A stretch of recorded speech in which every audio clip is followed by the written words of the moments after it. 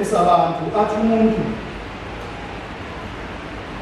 yawela ubona khona okhokho bona benze njani ngeyakhona omfundele izenzo 17:8.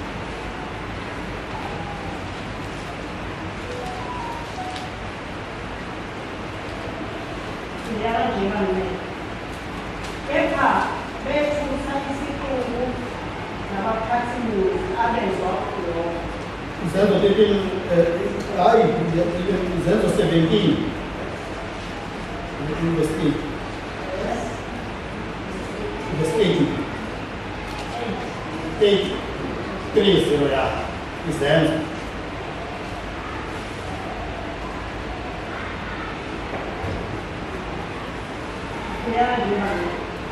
ngoba izikhathi zokungazi wazithalalisa uNkulunkulu, kodwa ngalokhu kusemelezela kubantu kuba bonke ezindaweni zonke baphendule.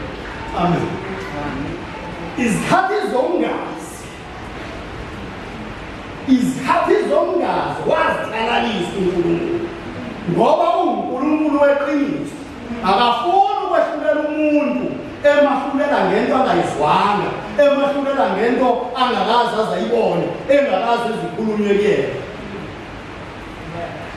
Izikhathi zongazi wazithalalisa uNkulunkulu, waziovaluka, zathathwa njengento bengekho.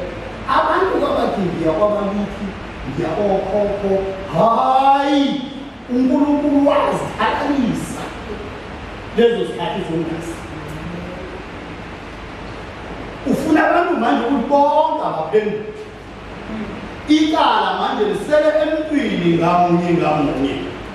Lo osathemba okwakhe okungekho, lezo zikhathi izwi lenkosi lithi zathalaliswa. Kusememezela manje ukuthi abantu bonke abaphendule ezindaweni zonke. Awunako ukuzilandulela, awunako ukuziphendula ukuthi hayi yingoba kwakuyilokhu, yingoba kwakuyilokhu. Nanti izwi likaNkulunkulu liyasitshela. Amen. Liyasitshela izwi likaNkulunkulu ukuthi zike zakhona lesikhathi. Bake bathi abantu nabasho bathi hayi ungamthola ngoJesu.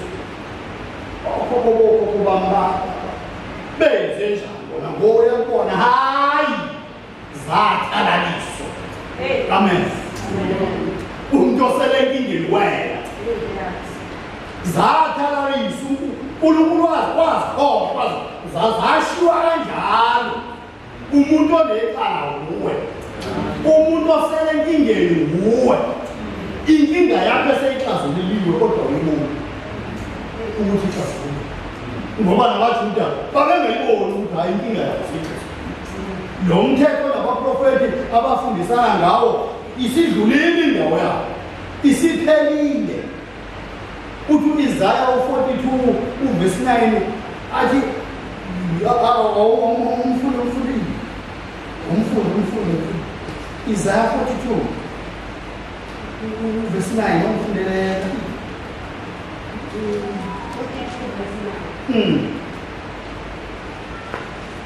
Izinto zakuqala zifikile, sengimemezela izinto ezintsha zingakaqhamuki, ngiyalezisa zona.